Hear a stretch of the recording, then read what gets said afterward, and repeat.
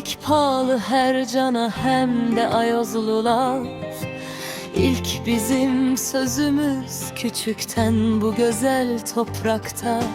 Kalbime en yakın dünnede hem şafklı o taraf. Nerede mamum yaşer o evde hem gercik sokakta. Aklımdan hiç çıkmaz anacığım o yalpak ellerim. Fırından sıcacık ekmeciklen kokerlar onlar. O hoşlu bakışın hem biraz küsülü gözlerin. Sevgili gülüşün sevinmekle dolu o günler. Affet bizi mamu her bir acıdan. Sen bize güneşsin, bahşiş Allah'tan. Yalpak yüreğinde var dünne sevgisi.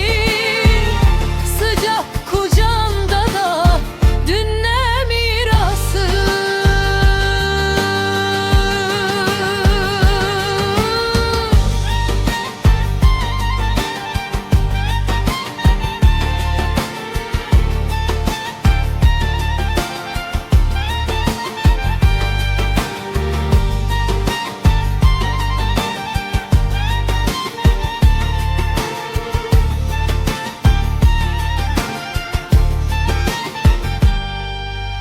Aradan vakitler kuş gibi kalkınıp uçtular.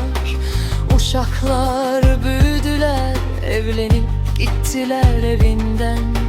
Pek sirek dolaşırız seni, bırakmayır şu işler. Kabahatlıyız biz pek anacığım bugün senin önünde. Affet mamu bizi yalvarırız bütün yürekten. Duada Allah'tan çok isteriz sana sağlıcak.